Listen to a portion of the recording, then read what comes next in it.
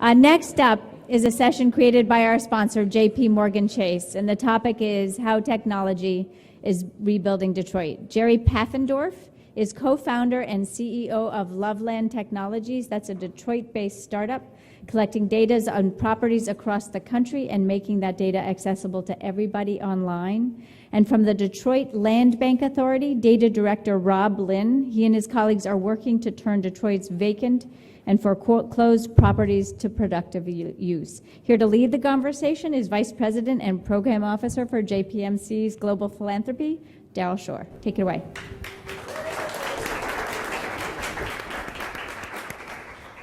Great. Thank you, everyone, for joining us today. So I'll quickly start and just kind of follow up on what Peter said earlier.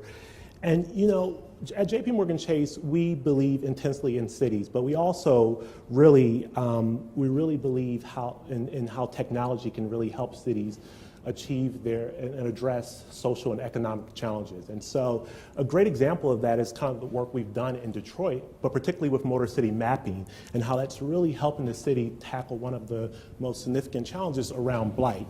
So enough of me, but I really want to spend some time with our panelists talking about Motor City Mapping and Ron, the work that you're doing with the Land Bank. So Jerry, I'll start quickly with you. Could you quickly tell us and just talk to us about the Motor City Mapping project and how you're really using technology to address the blight challenges of Detroit? Sure, absolutely. Can you all hear me okay? Okay. So my name's Jerry Paffendorf, co-founder and CEO of a company called LOVELAND Technologies. We started in about 2009 by recognizing that there was an underlying information problem in Detroit. When you have a city that goes from 2 million people 50 years ago to 600,000 or so right now, you have a lot of excess properties. There's a lot of people that leave the city, properties foreclose, city takes ownership of properties, doesn't know what it owns, doesn't know how to manage things, homes go vacant, litter piles up. People work really hard to try and solve these problems, but the fact of the matter is, if you don't have good information that's updatable about where these problems are, which properties are in the public hands, what's at risk of foreclosure, you can't really plan and strategize and allocate funding no matter how good your intentions are. So we started modestly by trying to map who owns everything in the city. We sort of accidentally became a de facto public resource. I think people started going to LOVELAND's website to look at that problem property at the end of the street or press a button to see what was publicly owned in their area. And going back to 2013, we met Chase, was coming to Detroit trying to figure out how to be helpful. Detroit was in bankruptcy. The federal government was trying to figure out how they could be supportive without doing a financial bailout. So blight in the physical landscape of the city was something that was identified as an area that really needed to be worked on, as was information technology.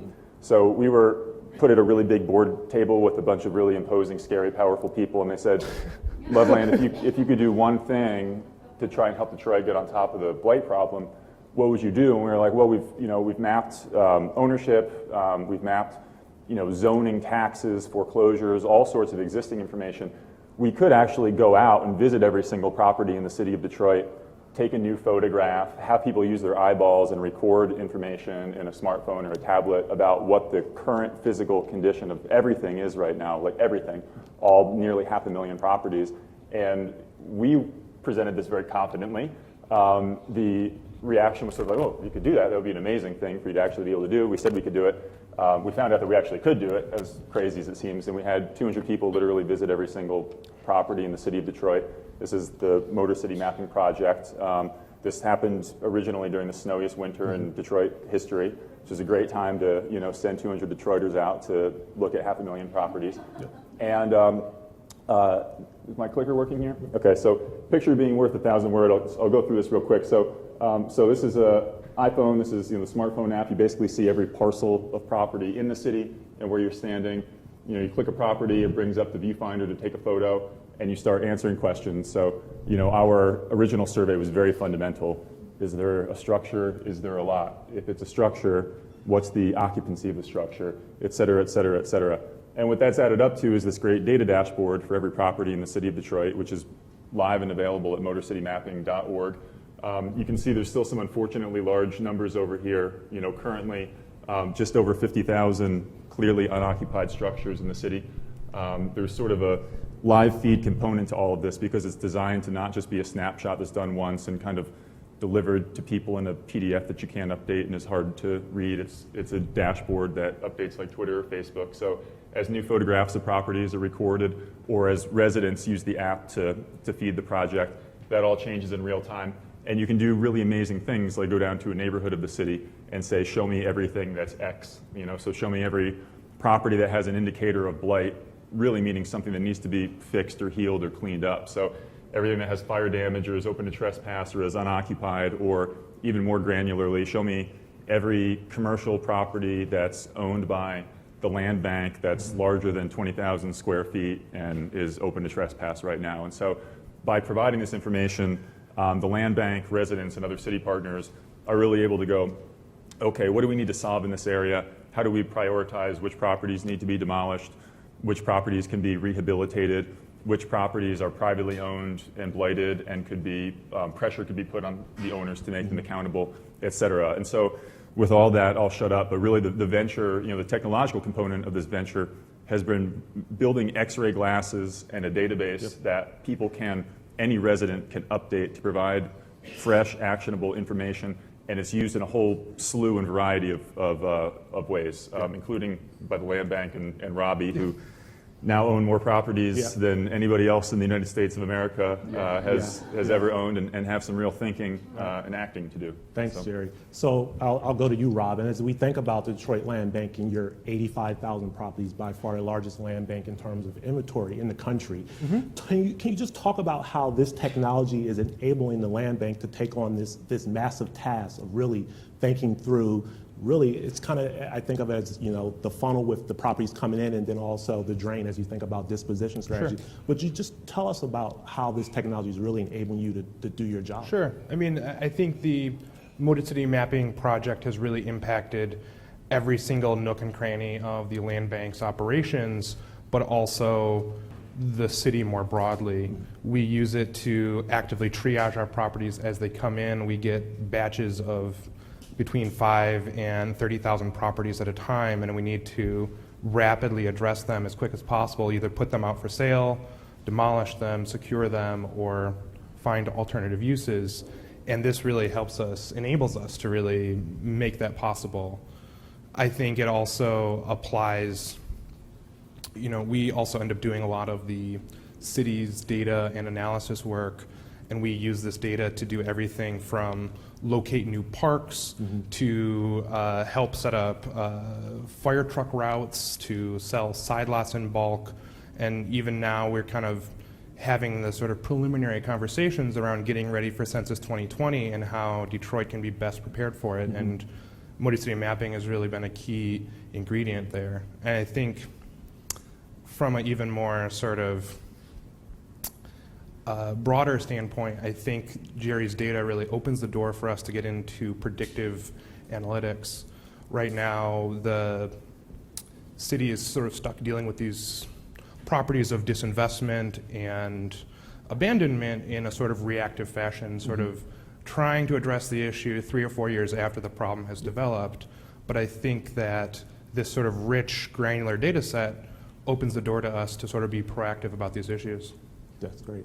So I hear you saying that this technology will allow you to address the issue now, but also begin to think forward. And so, Jerry, you talked about that community engagement earlier, and how members of the community went out and used their smartphones to take pictures of these properties to really help you with your task of mapping the 380,000 parcels in Detroit. So talk about how that community engagement is important as, Rob thinks about the land bank's work going forward, but also Motor City Mapping and what's to come. How important is that engagement? Why is it key to this technology, that community engagement? Sure.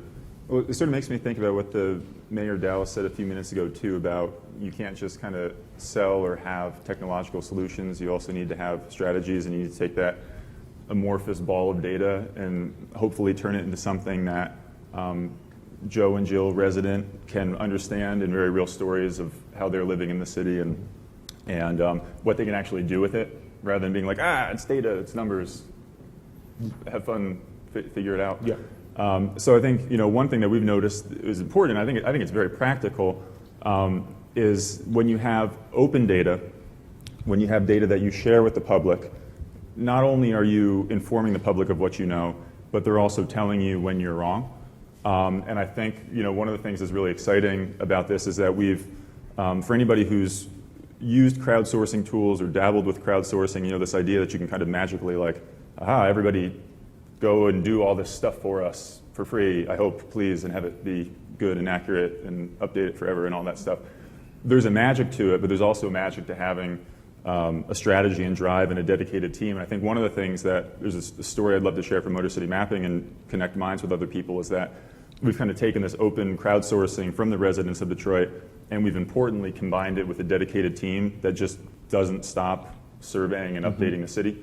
So when we started, we actually hired 200 people to go and visit every property. It was their job. It was their job for about 60 days of work.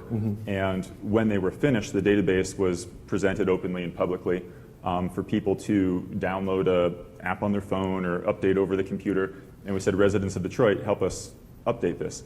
And so the most common activity is that you would go and you would look at your neighborhood, since it had all been surveyed, and in your neighborhood would go, well, this is cool, but this one's wrong, and this one's wrong, and this changed, and this house just went empty, and this is on the demo list, but that's my friend Sue, so you should cut that out. And so we'd get these, we'd get this great input that wasn't, it's not like there were millions or thousands of updates coming in every day, but I say it in a really good and meaningful way that, we get updates by the dozens every week, and they're ongoing, important, small corrections that happen when people tune into their neighborhood and let us know. And at the same time, we combine it with a dedicated team of surveyors who are out in the field every single day doing the things like, currently on Motor City Mapping, we have a team that goes and visits every fire that happens in the city of Detroit. And they're really interesting information. No matter what city you are, if there's a fire that has happened, then the condition of a property has changed.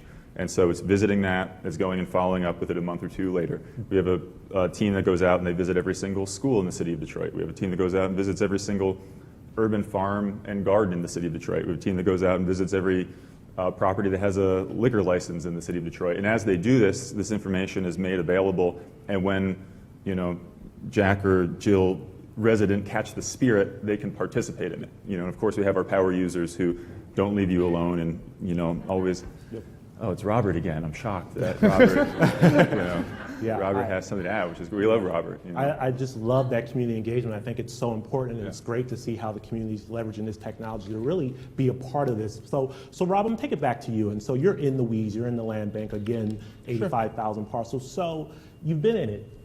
And we talk about other cities and how technology can help other cities. So give me a couple examples of some of the lessons learned that you've seen thus far with this technology that you think could be applied to other cities, other land banks that are looking through their inventory and thinking through technology.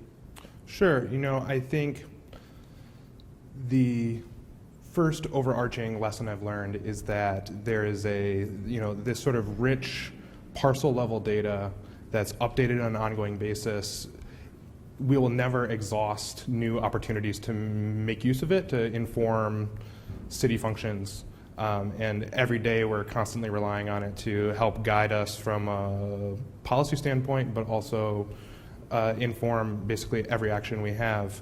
I think more broadly, most of Detroit's peer cities that struggle with property abandonment and population loss lack this sort of initial snapshot that really provides a baseline for their actions. And I think increasingly cities are moving towards a area where you want to sort of build metrics. And I think the ability to track your work against where the city's heading is incredibly valuable. And I think going forward, the opportunity to update it really helps us sort of build not only status, but also trajectory profiles for every neighborhood we're working in. That's great. So we talked about Motor City Mapping and we've talked about technology, but I'll leave this to both of you. But Jerry and Rob, as you think of other technology that can be used to address this issue, and you've seen the city invest in Motor City Mapping and the partners, can you think of other types of technology that can come to the table to really help the city address some of its significant issues, particularly around blight, building upon, I guess, the Motor City Mapping project? Well, I mean, it's a broad question. What kind of technology you want to talk about? Because there's physical. I mean, we deal with the physical removal. I'm the community development guy, so I'm going to leave it to you, the technology guy. But I just, as we think about technology and motor city mapping, and we talk about, thinking forward, are there other things out there that you think make sense that we should be thinking about bringing to the table in Detroit?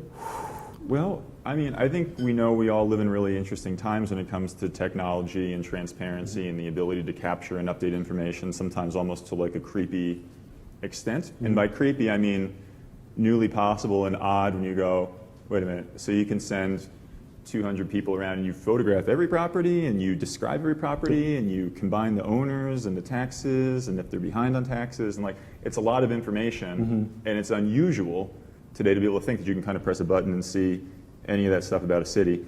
And when you think, as we have, like what does motor city mapping look like in the future, if the goal is really to provide a high resolution view of what's happening in the city right now, there's all manner of crazy things you get into when you think about constantly updating imagery from satellites or aerial imagery. I mean, you can really, Google recently purchased a company called Skybox, which does video from outer space. I mean, they use demos of watching, basically cars driving live from outer space. And so you could make Detroit the movie, or any city the movie. You can bring in kind of computer. I don't know if this is where you wanted to go, Daryl. This is perfect. But I just really just wanted to think through how we build upon this investment in technology. But one last question, I'll finish with you, Rob, and just so you think about your work, you think about motor city mapping. Just talk to me about quickly what's your long-term goal for this work that you're doing. What do you see in the future? Long-term, I would love to put myself out of the job and not have any reason to worry about trying to address blight in the city. I think in the near term, we've been really proud of the improvements we're making in our target neighborhoods. We're seeing, building permits up by as much as 50%. For the first time in a generation or more, we're actually seeing population growth in some of these more outlying neighborhoods.